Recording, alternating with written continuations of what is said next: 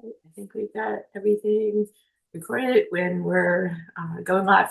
Hi, everyone. Welcome to the next Wise Warrior Conversation podcast. I have Denise Kavaliauskas. Luskus. Bluskus. So close. So close. um, and I've known Denise now maybe at least 5 years, I think. At least it's been a while.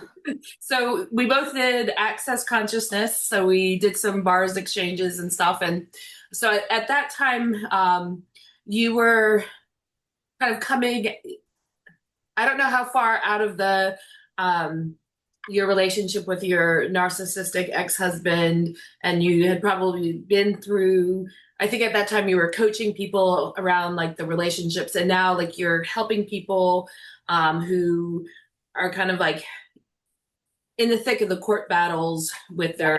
their ex. Yes, I shifted in 2022 to help them. So yeah, correct. So when you and I met, I was helping them when they were already out or were already divorced, to heal or to um, now attract a healthy relationship like I have from the past.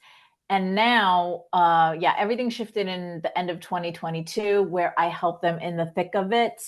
So child custody cases, high conflict divorce cases, and help them navigate through that as calmly as possible, as peaceful as possible. Because I have quite a few friends, and both, men and women. It's not just like women who are going Totally. through the narcissistic court battles, and even like, it's bad enough like sometimes you're dealing with your narcissistic ex, but then you also have this narcissistic court system that seems 100%. to like really favor the narcissistic behavior because they're, I think what I've noticed about narcissistic people is they're very charismatic, and Yes. they really like, without like any meat behind anything that they do, like they just, bring people into and turn people against, the empathic partner that they were with. Yes.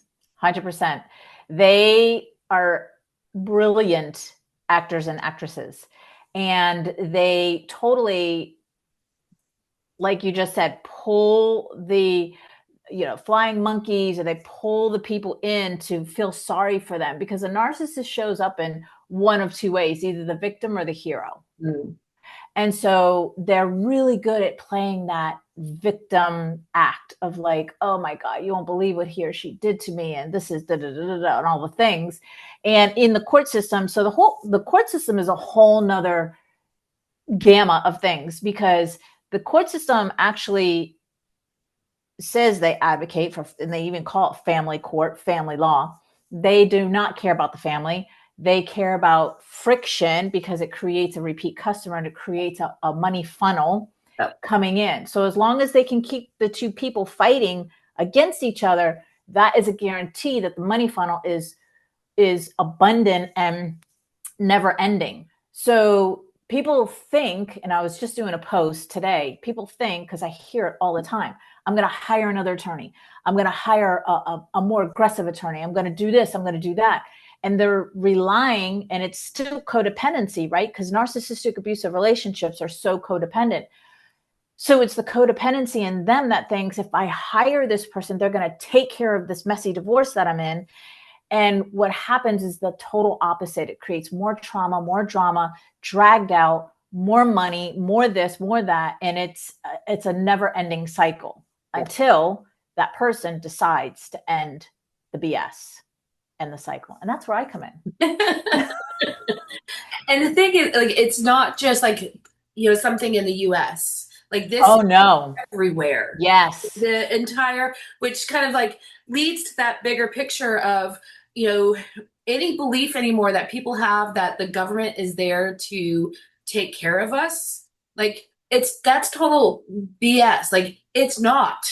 No. And, no matter how good any particular political person or side is, it's all the same shit. And Yep. none of like it's all there for like the small individuals to make money. And how do we keep taking money from everybody else to support this. Yep. Um, 100%. and so, how does somebody get to that point of like, I've had enough and I'm going to break away from the lawyer that can fix it? Or like, is there a formula, or like, what are like some of the characteristics that you see, or the things that like you help people get to that point with? So I've had women and men come to me after years of the crap going on, and they just come to a point like we move out of inspiration or desperation, right? So they come to me in that desperation of like, I've been dealing with this for years. I've spent X amount of money. It's getting me nowhere. If anything, it's getting me worse and worse and worse. And I need help. I need help to get out of this.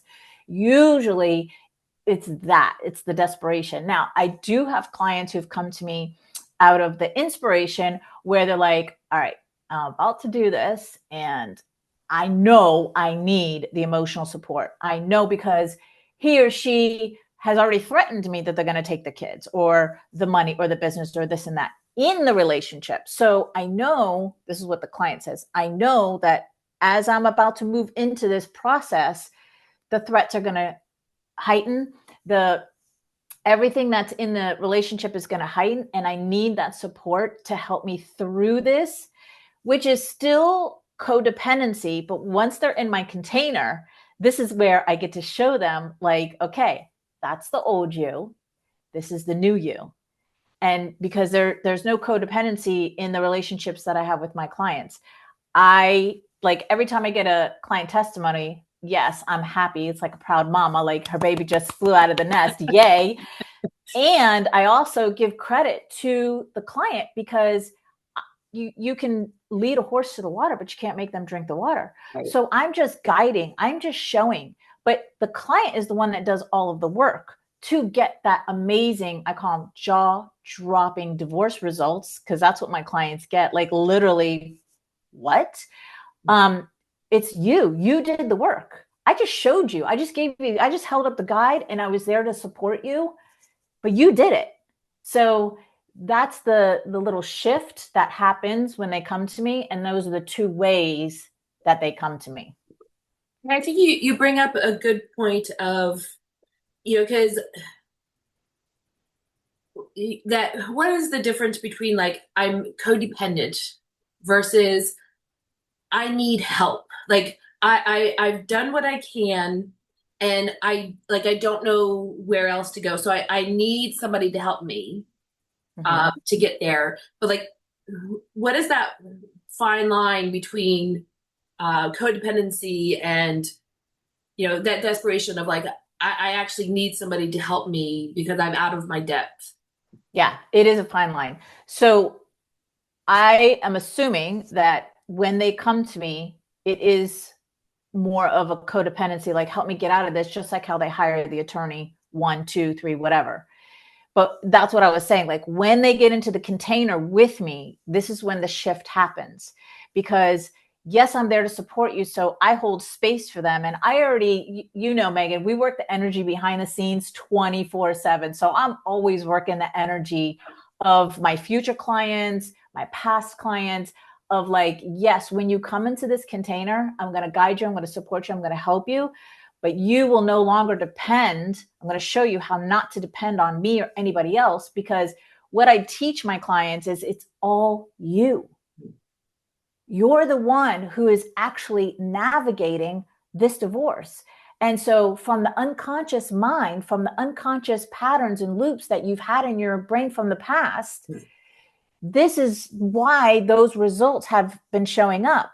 Now, on the other side of that, I'm going to show you how to unravel those loops and patterns to create a different outcome for yourself. And at the end of the day, you did it. I just showed you the way. Yeah, I like that, because I think it's so true that because even like the quantum healing work that I do, it's like unraveling the past, like getting to the root cause of like where did this pattern come from, so Right. you can release it and like release the energy so that it moves back into the future and Yes. where you currently are, to open up the space to choose something different for themselves. Yes. Yes. Which is, it's powerful work And it's deep work. Like to really make those lasting changes. And, it could, take multiple sessions, working with you or somebody like me, but you have to go deep, not Yes. just the surface level of like, No. of things. It's really that deep core. Let's unravel that. Um, Yes. so, I love that that's really where you're going with your clients, because I Yes. think that's so important. And, I read something yesterday and it just happened to pop up on my feed, and I just thought it was like perfect in preparation for our call today.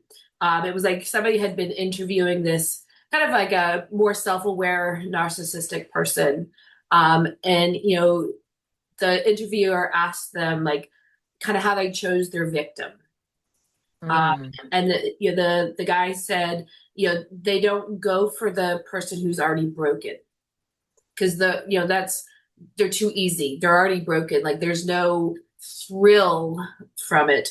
They look for, the empathic healer person who really cares. He said like the person that like when you bump into them, like they apologize, even though like Mm-hmm. they didn't do it.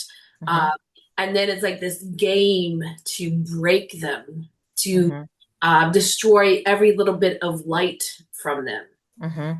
And Yep. I was just like, Yeah. and I see that with so many of my friends who have gone through that kind of stuff. I mean, even like my own, little experiences of, nothing like that deep and nothing, but like those people who just really try to tear you down and like it's that gaslighting where it's your fault. This is all you. And Yeah. even like the work that I do, like, um, you usually find like this gaslighting way back in like generational lineages, past lives, where it's like, oh, this horrible thing that happened, you're to blame, not Mm-hmm. the person who did the horrible act, but Mm-hmm. you, because you stayed silent or you didn't give me what I needed, or Mm-hmm. you were this powerful being and we had to destroy you and it was your fault. And so people hold that belief of like, I'm to blame for everything. Mm-hmm. Yep. And they internalize it because at a young age they feel like, because it's happened over and over again, that it is my fault. Mhm. I am doing something wrong. What's wrong with me? Why is this happening to me? And all of those types of questions come into play, because when we attract a narcissistic partner in our adult relationships, it's 1000% because we grew up in a narcissistic home. Now, that word, there's a fine line there too, Mhm. because that word is very much used Overused. loosely. Yes, yes.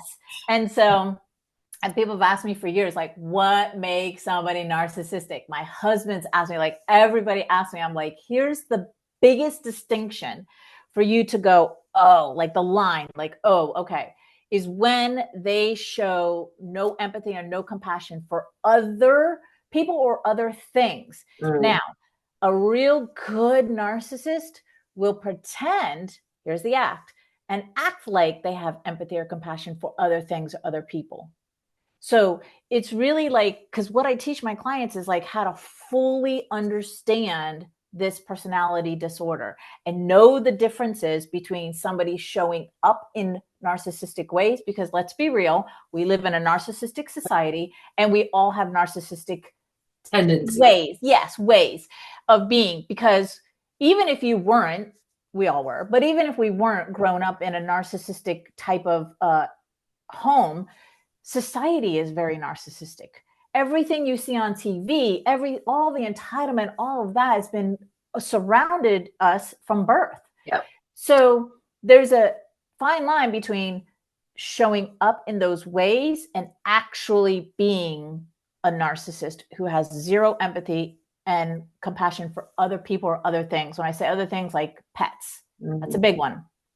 I've had clients who are like, or people I've talked to, and they're like, there's no kids, there's pets. So the narcissist will choose the children, the money, those are almost equal. and or the pets. So if there's no children's, they use the pets as a pawn because they know that you're not leaving without your pets. You love your pets, or they threaten with the pets. So when I say some things, it's that's what I'm referring to. And so, like, what is that? Because it's like I think sometimes it can be hard to tell, like, 'cause, especially like listening to my friends where like the court systems are like enthralled with their ex. Like, how do you, as the empath, actually see that it's an act versus like an act of empathy versus a true empathy towards someone or something else? Like, um, are there like clear distinctions? So that somebody can say, oh, like they're actually a narcissist versus they're just an asshole or they're having a bad day. Like, how do you distinguish those two? Well, number one, you'll see it in other ways.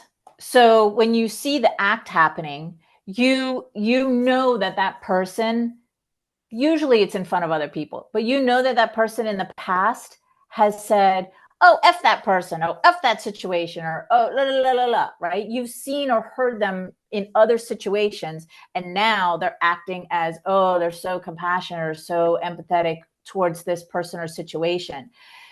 That was the thing with my ex, like, and that's why I called him, what is it, Dr. Heckle, Mr. Hyde, or whatever. One minute he would be this way, and the next minute he'd be this way. Mm. And also, one of the things that with him was when he was good, he was really good. And when he was bad, he was really bad. Mm. So they always show their true colors. You just have to see it for what it is. And the blinders that are on is when we're in love, Mm-hmm. or if it's a parent, I love this parent or this sibling or whatever. So the blinders are the love that you have for this person, because when we love somebody, we naturally want to see the good in them. We naturally want to see their success and how happy and all of that. And so the blinders is we tend to ignore the red flags that are showing up. We ignore the gut feelings and all of that. So it's harder. And that's what makes these so difficult, is because they love this person or they loved this person. So, but they always show their true colors, always. And it may be in a nonchalant way. It may be like just in a brief conversation passing by and all of that. But when you notice, like, oh, I feel so sorry for so-and-so or such and such, and you think that little nudge comes into you, but wait a minute, you were talking shit about that person the other day or that situation the other day. Which one is it? Follow your gut. So empathic people, they have this, because I know that was me. I had that tendency to overlook those things and just see the good in him, and really love when he was in a great mood. And when he was in a bad mood, I was trying to get him to be in a happy mood. Mm. So that to me is the distinction. And I think that trying to like put somebody in a happy mood, like that is a conditioning from childhood. Absolutely. Like that's People where, like pleasing. as a child, you learned, if I make my parent or parents happy, then everything is good. And they love me. And Yeah. I'm good. I have my needs are met. Yes. Um, Yes. People pleasing is a huge personality. I call it, like, people pleasing is a disease. This is what I say. People pleasing is a disease because people can get into such people pleasing that they have stuffed themselves down so much because they're constantly trying to make everybody happy, the world happy, everybody happy, that they've stuffed themselves so much they've lost themselves. They don't know who they are. They don't know what makes them happy, what lights them up, because they're so occupied in doing that for other people. Yep. So it's like a disease.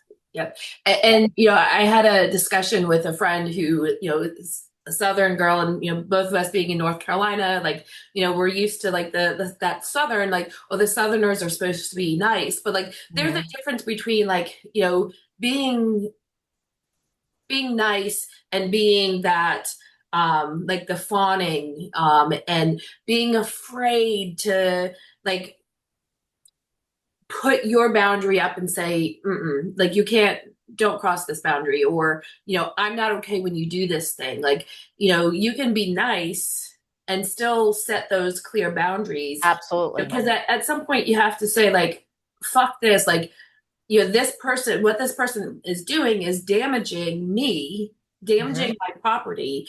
And Mm-hmm. it is okay for me to call them out on that shit. And if they feel bad, well, good, change your Mm-hmm. behavior Mm-hmm. or get out. Mm-hmm. And then it's up to you to stick to that boundary of like, you're not changing, you can't be in my space. Mm-hmm. And I guarantee that when you start setting the boundaries with the narcissist, you're going to be called a bitch. Mm-hmm. You're going to be called a effing bitch. You're going to be called you're never happy. What all of those things because you're setting a boundary for yourself. And so a lot of times, because I know I experienced it, a lot of times you go, maybe I am being a bitch. Maybe I am being too hard. Maybe my communication, like that spiral in your head. And so then you revert back to the old patterns, the old ways of being. And this is where having somebody to support you and guide you through that new identity of getting out of the old loops and patterns and into the new version of you is so imperative. And therapy doesn't do it. A lawyer's not going to do it. Yeah. You need, and I'm not even saying like a coach will do it, because there's many coaches out there who are narcissistic. I learned that in the past few years. I was like, I thought all spiritual and Yeah. coaching and healings, and they're all like, and I just put them all in the same category. And so until I started to learn, even Yeah. people that I was collaborating with, and I was like, oh. Yep. So again, it comes back to you and trusting your gut and going within and even writing it out of like, this is who I want to support me and guide me. I want somebody who hears me, listens to me, doesn't interrupt, all those things that you require for you. And then trust that you're going to go out there and that person, you're going to find that person or that person's going to find you. Yep. And I don't know, like when you were really into the access consciousness, if you took anything from Corey Michelle, but like she talked a lot about like the judgment. Corey's my coach. She's been my coach. I'm Okay. in year 5. Yeah. That I had loved what she said, because it's so easy to think my awareness is judgment. I'm wrong, like I'm judging this person, instead of like I have an awareness. Yes. And like the awareness doesn't always make sense, but it's like deep down that something's not right, and it may project out as a judgment, but it's a judgment that's an awareness versus, oh, did you see what she was wearing? But Yes. it's something more specific, but there's not always like the evidence yet to support that awareness. Yes. And what an energetic shift that is, Megan, when we can look at it from that perspective of it's an awareness versus a judgment, especially when we're talking about ourselves, judging ourselves. That is such a huge energetic shift to go, I'm not judging. I can see it now. Mm-hmm. It's an awareness now. And because once you see it, you can't unsee it. Right. And so when you can shift that perspective of it, or even just ask the question, is this a judgment or an awareness? Like in Access, we talk about, or they talk about, is this true? Or truth. Truth. Is this a judgment or is this an awareness? Yep. Right. I love questions. I still use them with my clients all the time because they're so powerful. And it's like, and I think that's where like you probably start to help. And I think like good coaches do this. It's taking that. I need somebody to help me. And it's like, I'm going to reflect some questions at you to self-reflect. Yeah. And, what are you aware of? What is your truth? Like, what do you really need? Like, whatever the question is, like to help them dive deeper into their own awareness. And then learning to trust themselves of like, oh, actually, I really did know, and like I do human design and gene keys, and so like there's the Venus sequence, and so within that Venus sequence there's a place, and I forget which one it is, maybe your IQ, where you use your mind to override your intuition. Yes. And so like, learning to peel that wound back and be like, actually, what am I intuitively aware of that, you know, I don't even need to have like hard proof that this is the truth. Yes. Yeah. Energetic mastery. Yes. And one of the questions that I ask every single person that I get on a call with is, close your eyes and pretend it's the day of the divorce. What do you want? Mm. And sometimes they don't even know because they've been so wrapped up in the loops and the patterns of what is happening and all the crap that they're dealing with, because it's like putting out a fire constantly, that they haven't even asked themselves, like, what do I want? Okay, I'm in this divorce, I've done the thing, and we're in the process, even if it's taking XYZ, but what do I want on the other side of this? And so then as soon as I ask them that, it shifts them to go, sometimes I say, I don't know what I want. Okay, great. You don't know what you want? Tell me what you don't want. And we're going to counteract each one of those to the opposite of what you do want. And they're like, oh, yes. And if you focus on that versus what you don't want or what's currently happening, all the fires you're putting out, you will see your body will lighten up. You'll feel so much better. If you gave this future self you the 5 minutes in the morning of the attention, as soon as you wake up in the morning and as you're falling asleep, 5 minutes before you're falling asleep, if you give 2 times a day, that's 10 minutes, doesn't even have to be 5 minutes, it could be 90 seconds, twice a day, and focus on the future you and what you really do want, because that clarity is what is going to give you the difference between where you're at now to where you want to be. That is what's going to quantum jump you, if you're consistent with it, quantum jump your divorce to ending the bullshit, ending it. And so, because I have some friends who are kind of like out of the divorce process. They're divorced, they have, their custody agreements and stuff like that.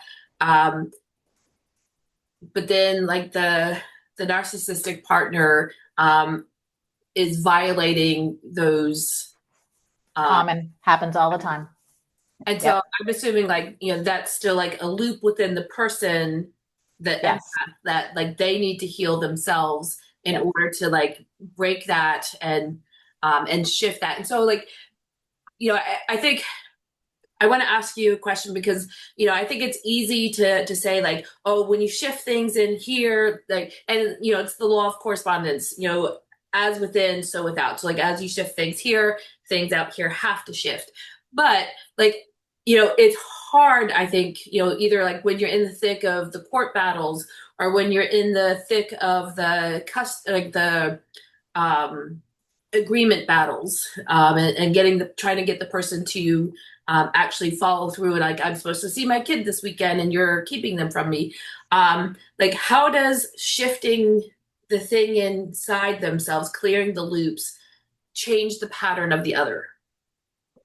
So what I help my clients with that too, right? I had a client last year who came to me for only child custody. She's divorced, she remarried, she's happy in her new marriage, but her 6-year-old daughter, and this was in another country, I think Spain and Belgium, her ex, who abused the 6-year-old, he kidnapped the daughter. So she went and kidnapped the daughter back. But she got arrested because somehow, because of the 2 countries, somehow I don't know. So she hired me 2 days. It was like a Monday. She's like, Wednesday, I'm going to be extradited. They're going to take me in. Da, da, da, da. And she kept reiterating that. And I said, hold on, listen to the story that you're telling yourself that hasn't even happened yet. It's Monday. You're saying this is going to happen Wednesday. In your belief is that it is going to happen Wednesday. listen to this loop of a story that you keep reiterating inside of your head. I said, it doesn't have to be that way. Oh, but da da da. I know. On the outside, that's what it looks like. I know. So I immediately had her shift the story within her. So Wednesday came, she got extradited. And so I had no contact with her. And I was like, oh, well, what happened was they brought her to the other country and she got in front of her favorite judge. And that judge was like, what are you doing here? Kind of like, and she was like, la, la, la, la, la. And so they actually, 2 days, she was only there for 2 days, released her back, and ankle bracelet was taken off, and she was free now. So when it's that loop of a story that we keep telling ourselves and it keeps us in this constant, like a hamster wheel loop of a story. And the minute you start to change the story, even 2 days before, you can change the outside. Yes, it has everything to do with the inside, but it's that initial, like, taking that step of even believing it for a millisecond or just a tiny bit for you to go, okay. And I tell my clients, I'm like, look, 99% of my clients win at divorcing the narcissist. And that's because they believe, they trust, they believe it's going to happen. So that's a pretty good rating. So if you even just trust and believe yourself, yes, you first, that you could change the story, because look at all of the people who have changed the story. And I'm not the only one who does this. There's plenty of coaches out there who do this. Yep. That have huge audiences. So if there's success over there, I'm telling you there's a high rate of success. Why would you be excluded from that? Right. Only if you exclude yourself. Right. But if you give it a little bit of belief and try it out, you got nothing to lose. And I think like that even goes to like the bigger, like, even if you're not in a narcissistic relationship, of like, what looping belief do you have that is keeping you trapped in the reality that you don't want? Mm-hmm. You have to shift that loop. You have to see the different future and keep coming back to that again and again to shift things. Yes. And that, like, I know a lot of people say, oh, like, I've been doing that work, but there's still something inside of yourself that keeps going back to whatever the negative thing is, to keep recreating that. It's sometimes it's a like instantaneous quick thing, and it's and other times, like, there's something deeper that you have to unpack or listen, that you need to learn and see, to shift and say, actually, no, that really isn't who I am and what I want. This isn't what I want to create. Yep. And I'm going to actually choose something different. Yep. Keep digging. So one of the books that I read early on in coaching, Love Yourself Like Your Life Depends on It, by Kamal Ravikant. And he talks about the visual of like a brick wall and chipping away at the brick wall, meaning the brick wall is the unconscious belief that we have. Sometimes we don't even know how that we have it or how deep it really is. And so how do you get to the other side of whatever the situation is you keep chipping away, because eventually you're going to chip away so much that you're going to see the light. You're going to create a hole and you're going to see the light. And now you've created a pathway from this side of the wall through the thick wall that you've chipped away for whatever. Because like you said, it may be a thin wall and you chip and boom, there it is. But it could be a thicker wall. And so when you keep chipping away until you get the results that you're seeking, then you're on the other side of it. So for those people that you're describing, and for everybody who's listening, keep chipping away at the wall. You're going to get there. You're going to see the light. It's going to happen. You just keep, and I know it's freaking frustrating. And I know it's like, when is this going to happen? I know it's, yes, like, it's also one of the biggest things for us that we needed to learn from. Because here's my belief. I don't think people talk about this much, but the narcissist came into our lives to teach us about ourselves. I always say that my ex-husband is my greatest teacher, because if it wasn't for him and all the trauma and drama that I went through with him, I wouldn't be who I am now, and I wouldn't be able to talk about this and help people on the deepest levels that I do, because of that experience of 22 years of being with somebody who was mean and nasty and attempted suicides and drug overdose and STDs and cheating and all the things that I went through in 22 years. And even still now, he hates me and blah, blah, blah, and talks crap about me, and to our kids who are 31 and 32 now. I can... Dude. Well, I was going to say, I can't believe I have a 31 and 32-year-old, but yes. And here's the other thing about the kids, like the kids eventually grow up and have a mind of their own. Yep. And eventually they're going to see that this parent is unhealthy at minimum. Mm-hmm. And this parent tried. And I don't like to use the word victim because we're not victims, but just for the sake of the conversation, that one was the abuser and one was the victim. Right. And so when women and men come to me, I tell them, like, right now, the reason why you're in all of this stuff is because your consciousness is in the abuser victim consciousness, and there's a match there. No. Because the abuser / victim consciousness is exactly that, abuser / victim. Yep. And so when you get out of that consciousness and you raise your consciousness up into the higher levels of consciousness, guess what? It's not matching anymore because you're not here anymore. Now you're up here. So now you're matching to other people or other consciousness that match where you're at.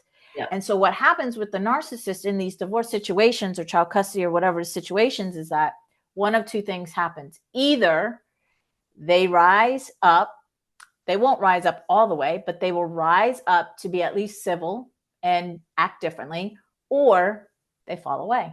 Mm-hmm. And everybody that I talk to is like, great, I'll take either one. Because if you have kids and you got to deal with this person for the next X amount of years, and they rise up and they're at least civil to you, I'm not saying they're going to be nice and they're going to buy you dinner, but at least you're not dealing with an effing asshole anymore. Or they go away. Great, I'll take either one.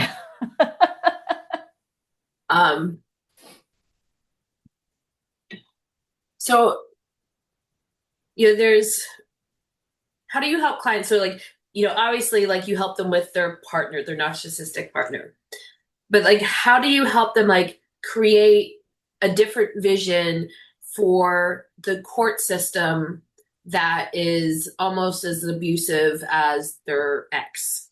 The one, because like I know I've had friends who it's like, their ex, like their family was in the court system. So it was like, the narcissist are like automatically had like all these people around them to like, it's this narcissistic family unit versus you.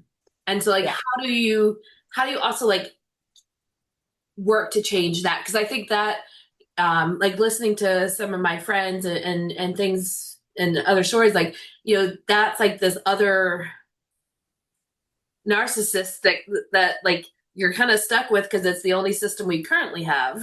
But it's also, it's what you have to go through. So like, how do you help navigate that? So just like I have them understand narcissism, we can even say understand, I help them understand the court system. Because the court system, you're walking into what I call circus. It's a total circus. It's a total stage. It's a total game. Yep. When you know the game, when you know how to play the game better than they do, because all of that is in the 3D lower levels of consciousness. Everything about family court and the judges and the lawyers and all of that are all functioning and operating from the lower levels of consciousness. Fear, shame, guilt, all of that, blame. Yep. And we just want the facts. They don't deal with emotions. The court and none of that deals with the emotions. We just want the facts. So it makes like, and there, like, I think it's hard sometimes to have like true facts because like unless you were there in that moment with how that person was, I can tell you like this was the fact of what happened. From your perspective. Yep. Yeah. But if you choose not to believe my facts or choose to believe this person's facts over mine, like, like it's not really facts. It's Correct. you choosing which facts you're going to choose to Correct. follow. Correct. And that's why there's a judge to judge, like we were talking about judgment, to judge who's telling the truth and who's not. Now, in family law, there are fake domestic violence victims. There are.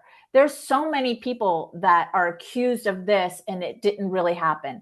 So one of the other things, after I help them understand the whole game, the whole circus, the whole stage of the family court, is the biggest tool that I show my clients is Ho'oponopono.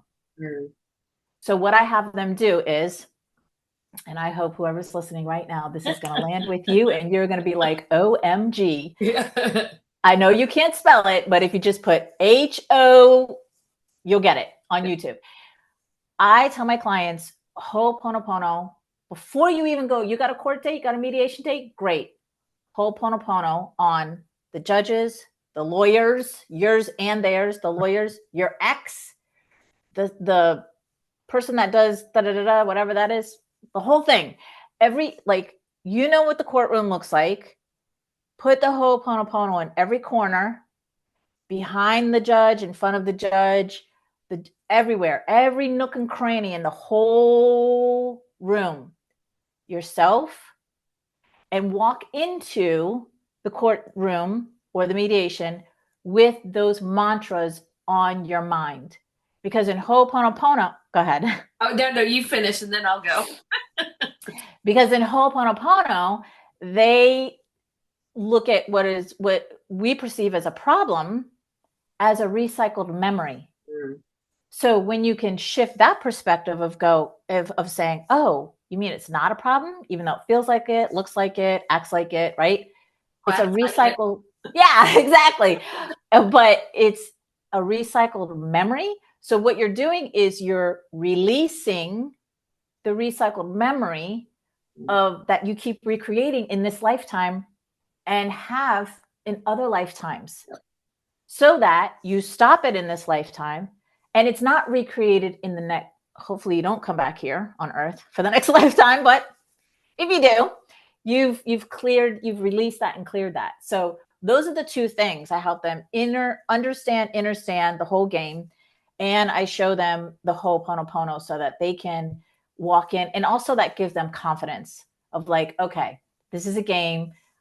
I know how to play it now, because before I was losing at it and now I'm winning. Yep. And I tell them, once you do this, babe, you already won. You just got to go through the steps. It's like playing chess. When you know your opponent's move before they make their move, you've already won the chess game. You just got to go through the moves to get to the other side. I like that. Yeah. What I was going to suggest was like the access consciousness of destroying and uncreating your relationship with everything. So like, the Ho'oponopono, like definitely like right as you're going in or like that day of, but like, everything up into that, like destroying and uncreating your relationship with the ex, the courtroom, the court system, the lawyers, the judges, the whoever is involved, even your own children, destroying and uncreating those relationships so that new relationships can, come to the surface. Mm-hmm. And even our, relationship with ourselves of like, so that I can show up differently and interact differently with this person because I know I no longer have like the energy, um, within me or behind me, like driving my reactive energy. Yep. Because that was like one of the things that, like I spent a lot of time, I had, a lot of anger issues. And so I spent a lot of time, working on shifting that and changing that in all different areas. But like, the one area that I struggled with was like when I was driving, and I just couldn't, um, you know, but it was like it had eased up, and then it was also like I had this one flare, and I was like this huge, and so destroying and uncreating my relationship with like driving, with my car, with the road, with like other drivers, and it just shifted so much. Yeah. And in the original prayer, I'm trying to look it up here, of Ho'oponopono, she says that. So she says towards the end, it's very similar. So in conclusion, I say this prayer in my door, my contribution to your emotional health, which is the same as mine. So be well as you heal. I tell you that I'm sorry for the memories of pain I share with you. I apologize for joining my path with yours for healing. So she says something similar to that of destroy and uncreate, in the original Ho'oponopono prayer. That's beautiful. Can you share that?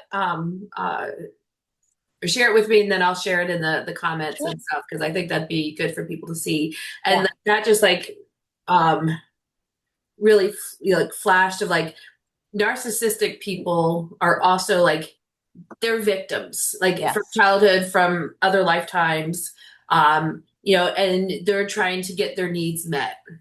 And Mm-hmm. they get that through abusing somebody else. And so like you said, like that energetic match. Mm-hmm. And so, I think we all attract, the people that are there to like show us our wounds so we can heal our wounds. Yes. Um, and so like, I think that part of the prayer was beautiful. Like the part of me and the part of you that are hurt, Yes. you know, forgiving whatever past we Mm-hmm. had and letting Yep. it go.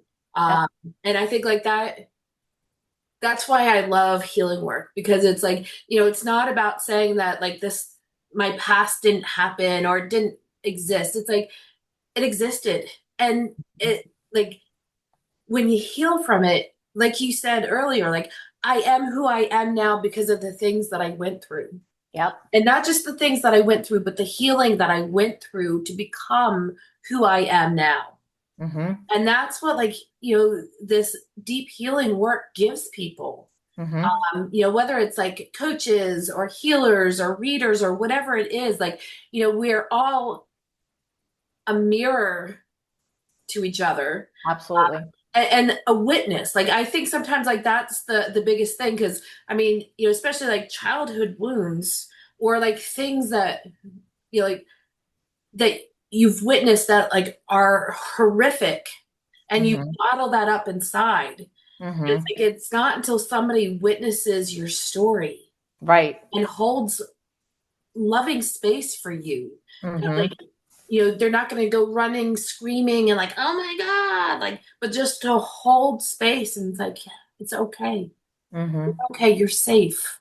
Like, Mm-hmm. that is the most powerful thing that any healer coach can give somebody so that they can step into their own healing.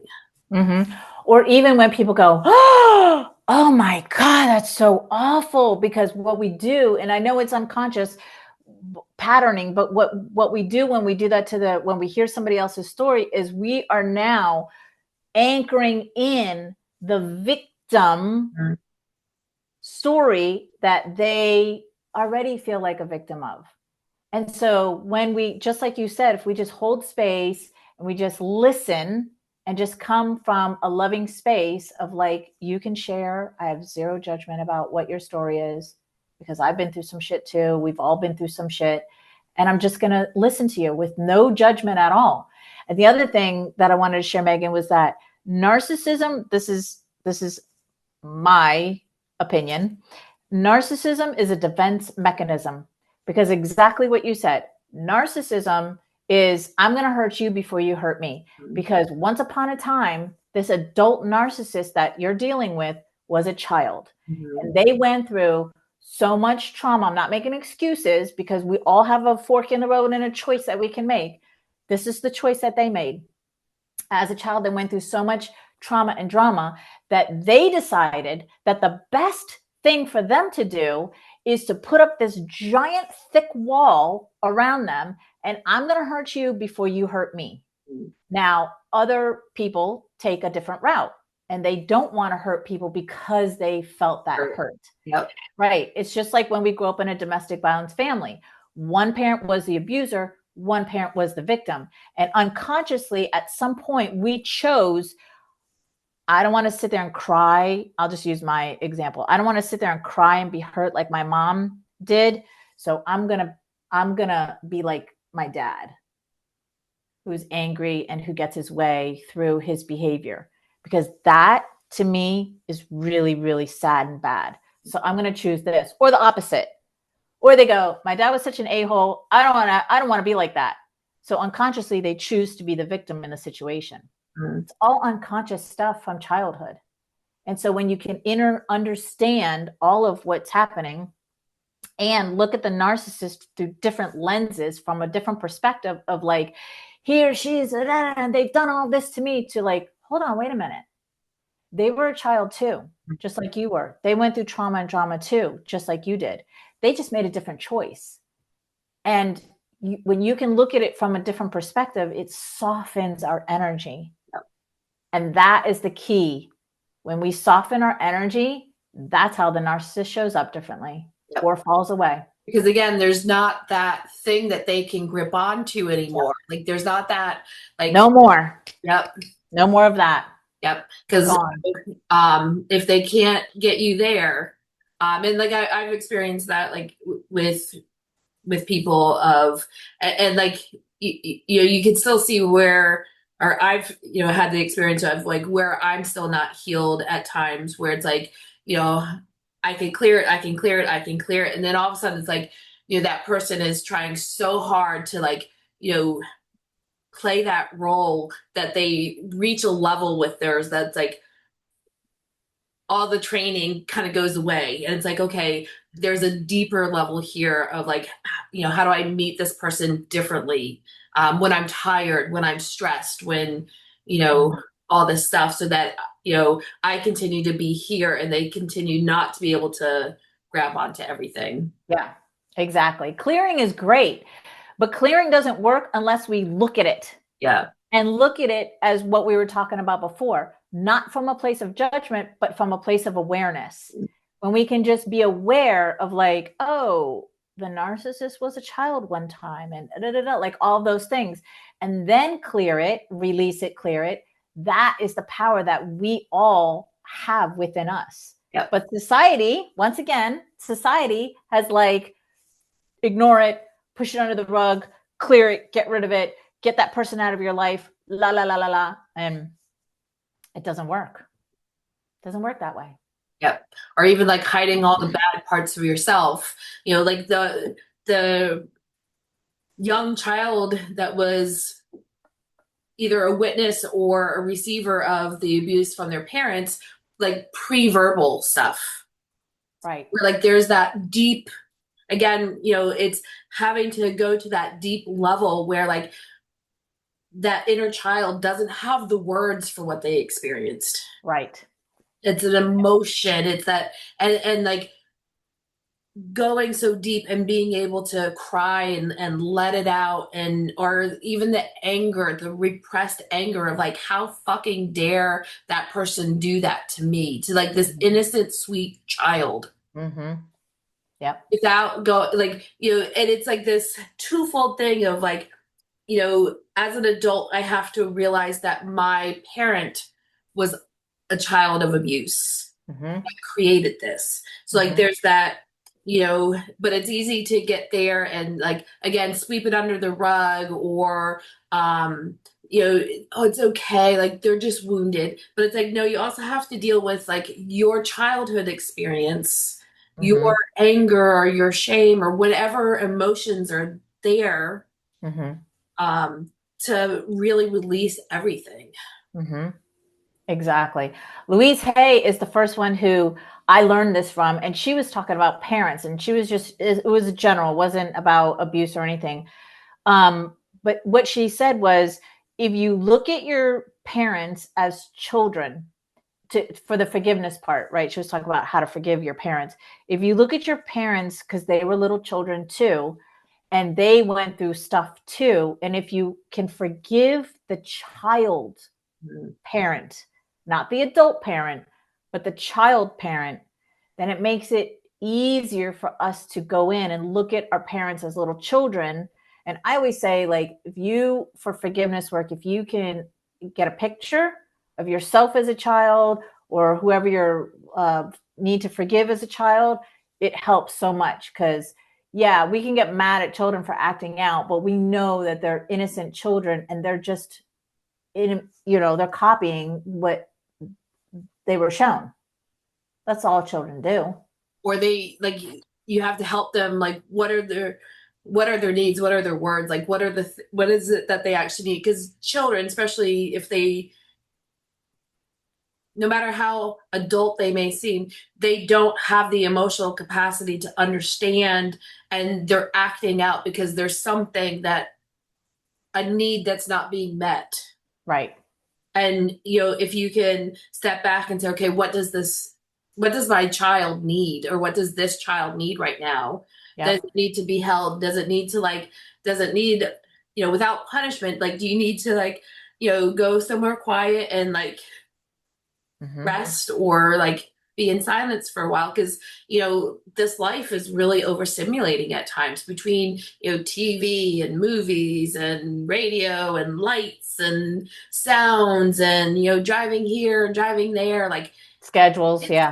It's overwhelming as an adult. Yeah. How overwhelming that must be for your child. Yeah. And all they need somebody to, like, it's okay. I know it's a lot. But again, it takes a self-aware parent. Right. Which a lot are not. Yeah. No shame, no blame, because that's how they were raised. Yeah. Or even, like, you're working a lot, trying to, like, keep a roof and food over your, like, you're doing the things that you need to, but you're overwhelmed because, again, society is set up to, like, all of us to, like, be in this narcissistic relationship with work sometimes. Like, and again, I think, like, that goes, and we're at the hour, so, like, I want to be mindful of your time, but, like, it goes to that bigger story of, like, we have to change all these systems. We have to do this inner work to change the outer world, to create new systems, to say, like, these businesses that are running like this, we're no longer going to interact with them, because they're here, we're here, and we're no longer a match. I don't need this. I'm going to create my own thing. I'm going to find people who are already doing this kind of new earth conscious approach to business. So, court systems, to this or that, who are, like, who understand. That's, like, I think, a lot of the people who are going through these court systems, like, on the other side of this, become the lawyer, become the judge, become the person in the system to change the system. Yep. 100%. Yep. Which, great. Do it. Yes. And so if somebody was like, oh my God, I'm in the thick of this, and I really need to work with Denise, how do they find you? And I know you've sent me the links, and I'll put that in the comments. And if you're watching on YouTube, the information will be in the description. But, like, how do they work with you? How do they say, oh my God, please? And also, I want to affirm to everybody that you don't just work with people in the States, you work with people all over the world. Yes. So my website, yourdivorcedoula.co, has all my contact information, my social media links, and all that. My favorite social media is Facebook, Instagram, and TikTok. Love TikTok. So those links are there where they can contact me. My email is there. So the best way is the website link, because all the contact and the social media links are all there, that they can contact me. And I do offer a 30-minute, no cost, no obligation call to see if we're a good match to work together. and then we take it from there. So the two ways that I work with people, work with them in private setting. And I also have a Be Happier Now Academy, which is a yearly group coaching setting. Oh, nice. That's Yeah. good. Yeah. I love that because, again, like the person who's been through the thick of it and like is struggling financially because of everything that they've been going through, there is that option of like, here's something that's affordable, Yes. to help you through. Yes. And what the Academy charges for a year is probably a retainer fee for a lawyer. That lasts about a month. With no results. Right, exactly. Yeah. So yeah, I'm Look at you pretty proud on of your that. paper, like, that was $500. Yeah, exactly. Yeah, and of course my clients are getting jaw-dropping results. I have one in there who's trying to save the relationship, and I have another one who is with custody, so it's a custody thing, and another one. So like there's different scenarios within the academy. But the reason why I named it that is because that is one of the biggest things. Like when you're going through all of that and there's a threat of your child being taken away or whatever, you don't feel happy, you feel sad, you feel defeated, you feel all that. So that's what I show them, is how to be happier now in Nice. this moment. So that's why it's named that. Well, thank you so much. Like, again, this is just such a deep topic, and, it's personal. It's like, practical, real world stuff. And it's, there's the spiritual component to Yes. all of this. So, so deep. And, hopefully people will have comments and questions and reach out to you. Because again, like this is the deep healing work that, as a collective, we need to do to, help the world shift and change and, become what we know it can be. Yes, exactly. Thank you, Megan, for having me. It's always great seeing you. Yes. And maybe I'll see you at another breathwork session. Yeah, so we need to do an exchange soon. Oh, sweet. I would love that. Let me know. I will. Thank you. So, like, if you're watching on YouTube, please subscribe to my channel. Connect with Denise, and if you have any questions, please let us know. So, all right. Thank Thank you. you. Bye. Bye.